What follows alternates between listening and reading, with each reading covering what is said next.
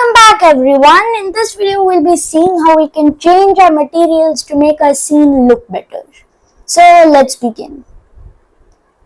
First of all, a material has three basic settings, well four, that you'll need to change to make it look better.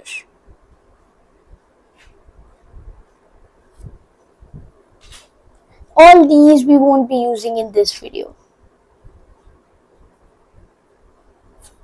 So the first setting is base color, which you choose by clicking on this icon and then choosing the color you want, like dark green. If you want it to be darker, drag this down. If you want it to be lighter, drag this up. And you choose the color here.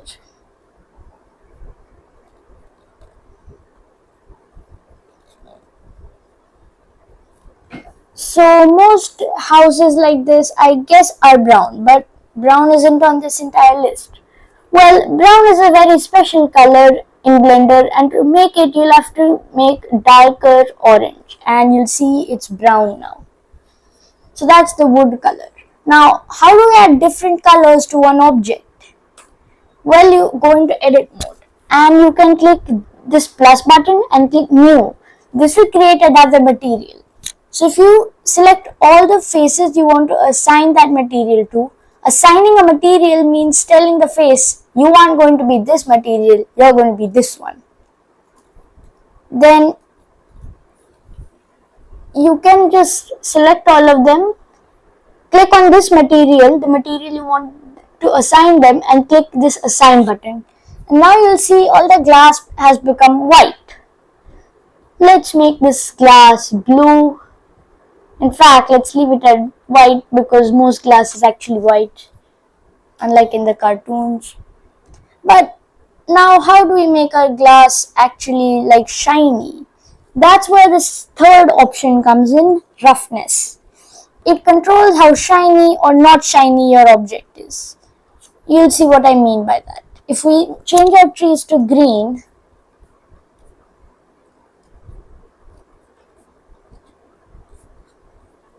you select a tree and base color dark green. And a thing you can do if you want multiple objects to be the same color is select them all, and in the last selection you select the one that's already that color. Then go to object, link transfer data, link materials, and now all of them have green. You'll see now if I change this to a very shiny value, so a lower roughness, let's just set it to black. You can see shiny stuff. If you set it to black, it can shine better. And if I change it to a very high value, 1, then you can't see any reflections. So glass is very shiny by default, so let's set the roughness of that to 0. Glass is also see-through, so we can change the alpha. But that does nothing. Alpha is basically, by the way, your transparency. You can change, for that you need to change the blend mode and shadow mode to alpha hashed. Now we can see inside of our house. Cool.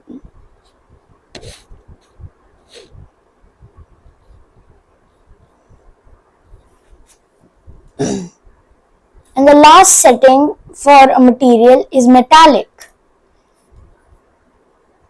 which you can do by adding a new material for the door, and let's make it gray. But how do we make it look like a metal? Because this is a metal tool.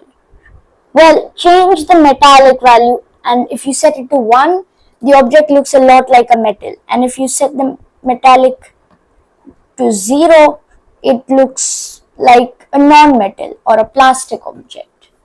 So I want to set this to 1, slightly lower the roughness and make it brighter, because when you lower the roughness of a metal, it makes it much darker. Now you can see we have a metal door on our house. And now we can use the settings we learned to make a material for our chimney.